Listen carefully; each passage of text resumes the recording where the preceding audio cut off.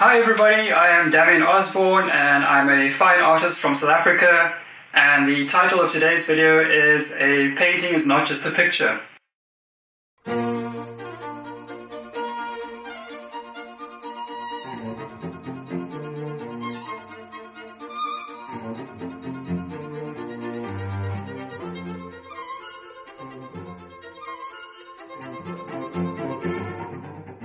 What makes art good?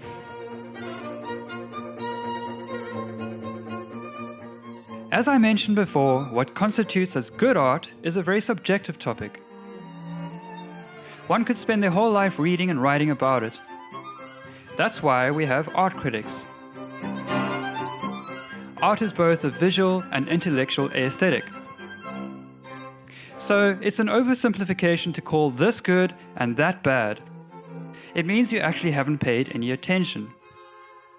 You need parameters, and all reactions to art are inherently biased. You might like this piece or hate that one, or feel nothing about another. It's difficult to give merit or fault something based on subjective feelings. But Suzanne says, a work of art that does not begin in emotion is not art. All I know is what I like and what I don't like, what moves me and what doesn't, and nobody can tell me I'm right or wrong. Although through them educating me, I might appreciate or understand an artwork better.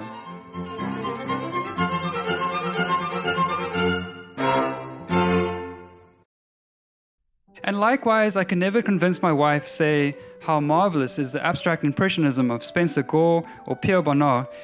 To her, they look like children's paintings. Well, I don't think any period or art revolution was a digression in any way. I think all trends are necessary and part of the evolutionary process. Beau Bartlett, the American realist painter, says, "Art is meant to wake us up." There is a place for representational as well as for abstraction. All art is really abstract in any case. We can all tell the difference between reality and a painting. You can see here the progression from representational to abstraction in Mondrian, and I also added Kandinsky. But eventually art trends stagnate and the zeitgeist changes, and it seems to happen in cycles where a new wave cleanses the old.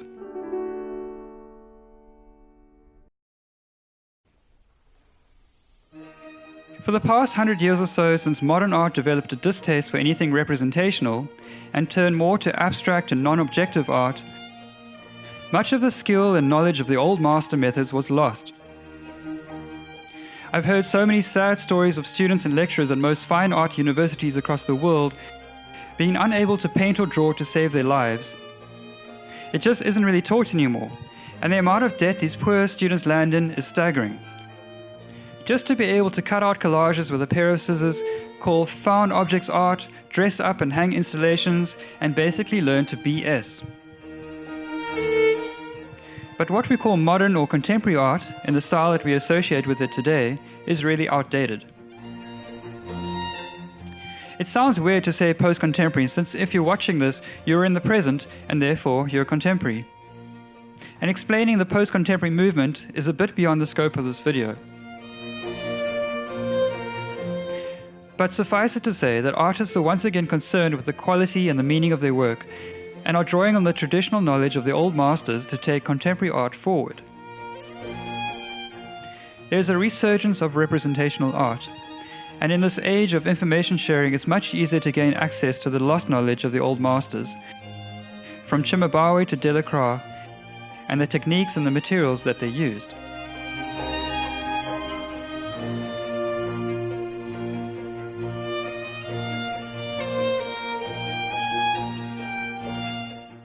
But good art is more than just technical brilliance, and it can be more than just vapid decoration. It is saying something.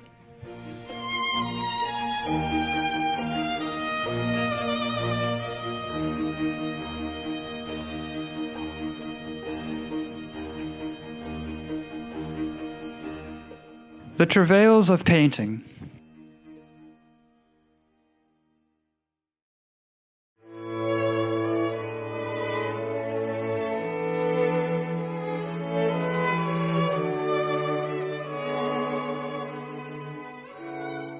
A painting is an act of love.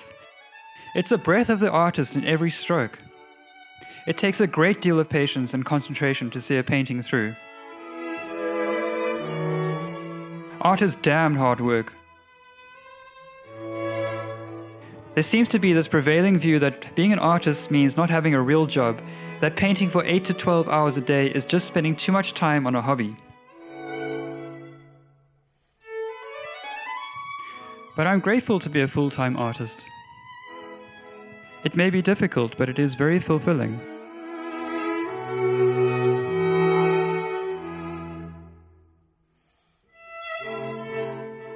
Art is a lifelong pursuit and often a very lonely journey. Artists spend long hours alone in the studio, mastering their craft over many, many years, and there's never any guarantee that there'll be a financial success.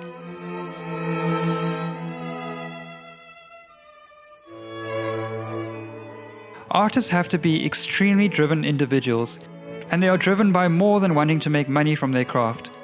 They want to be the best.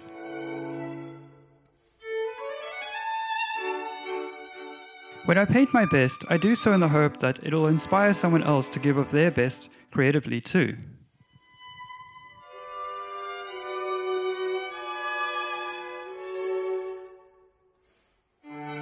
There's no skiving or shortcuts when you're an artist. They have to be self-starters, and they are basically entrepreneurs who are running a business.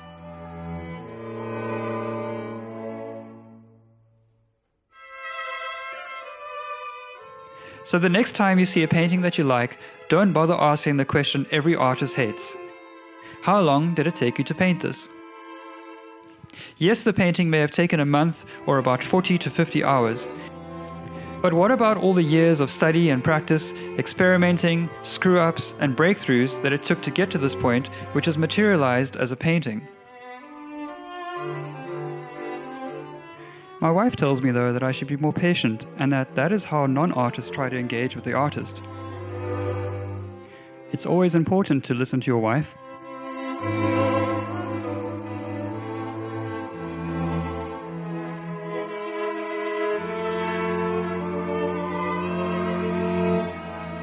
They say it takes a brave soul to begin, but usually I find the painting begins before I've realized it.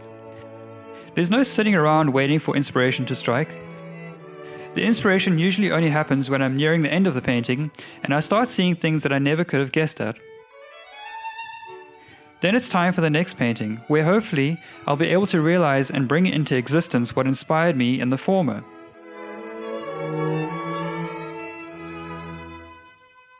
An oil painting on canvas is more than just layers of pigment and materials. For me, paint has a kind of magical quality.